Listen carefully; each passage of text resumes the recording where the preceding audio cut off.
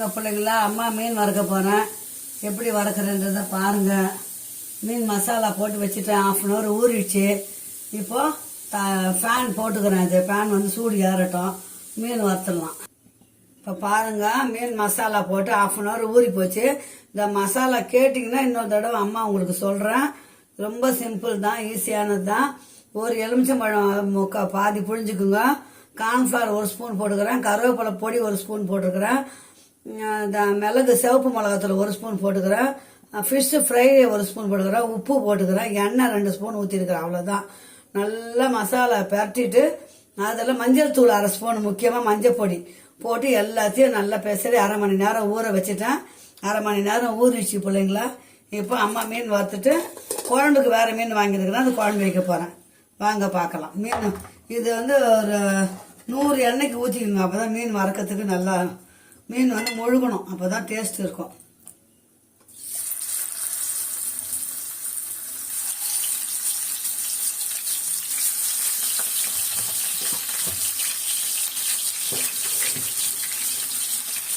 மீன் வறுக்கும்போது எப்போவுமே கொஞ்சம் கருவேப்பிலை போட்டிங்கன்னா அந்த வாசம் சூப்பராக இருக்கும். நல்லா மீன் வந்து ஃப்ரை ஆகும்.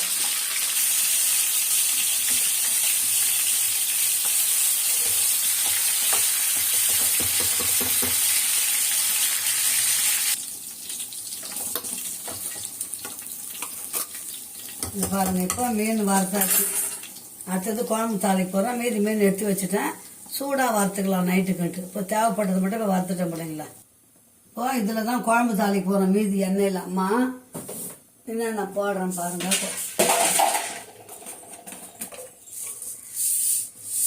வெந்தயம் போட்டுக்கோங்க.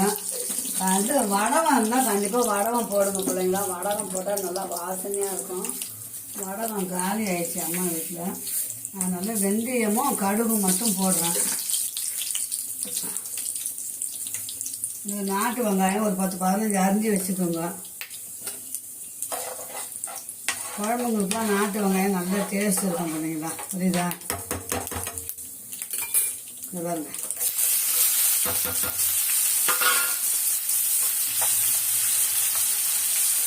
நல்லா வெங்காயம் வதங்கணும். நான் மீன் குழம்புக்கு மசாலா அரைச்சி தான் ஊற்றுவேன். என்னென்ன ஊற்றி போட்டிருக்கேன்னா 1 ஸ்பூன் மிளகு, 1 ஸ்பூன் சீரகம், 2 பெரிய வெங்காயம், 2 தக்காளி, கருவேப்பிலை, பூண்டு. இஞ்சி போட மாட்டோம். இஞ்சி பச்சை மிளகாய் வந்து அதுக்கு போடுவோம். இதுக்கு இஞ்சியும் பச்சை மிளகாவும் கம்மி பண்ணிட்டு மீதி அப்படியே இதில் அப்புறம் இதில் ஊற்றிக்கணும். அந்த மசாலா அரைச்ச மசாலா இதில் ஊற்றணும். நம்ம வதக்கிருக்கிறோம், இருந்தாலும் கொஞ்சம் நல்லா மசாலா வதங்கணும்.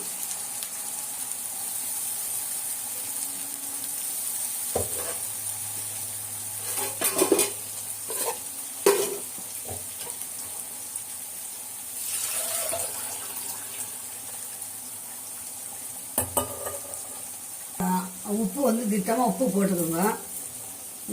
இப்போ அம்மா வந்து வீட்டில் அரைச்ச மிளகாத்தூள் தான் உங்களுக்கு வீடியோ போட்டிருப்பேன். அந்த மிளகாத்தூள் தான் 2 ஸ்பூன் போட்டுக்கிறேன். நம்ம மிளகெல்லாம் போட்டுக்கிறோம் இல்லைங்களா. அதனால் இப்போ 1/4 ஸ்பூன் மஞ்சத்தூள். அதுக்கப்புறம் மீன் குழம்பு மசாலா பொடி 1 ஸ்பூன். அவ்வளோதான்.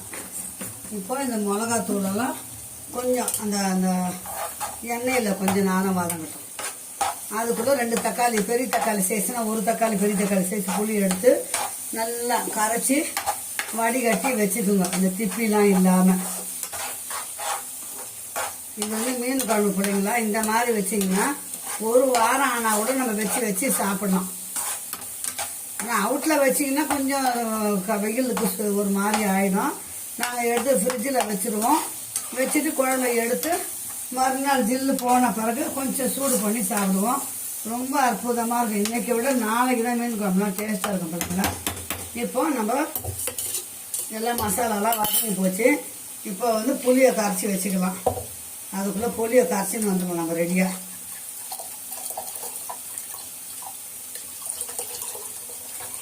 அம்மா எப்படி சொன்ன அப்படி தான் பார்த்தாருங்க. புளி அந்த மிக்சியெல்லாம் கழுவணும் இல்லைங்களா, அதனால் அப்படியே ஊற்றிட்டேன். அவ்வளோதான் பிள்ளைங்களா. குழம்பு வந்து நல்லா கொதிக்கணும். கொதித்து வாசனை வந்த பிறகு தான் நம்ம வந்து மீனை போடணும். எந்த மீனாக இருந்தாலும் இந்த மாதிரி குழம்பு வைங்க. கெடாது, சூப்பராக இருக்கும். டேஸ்ட்டு நல்லா இருக்கும் பிள்ளைங்களா.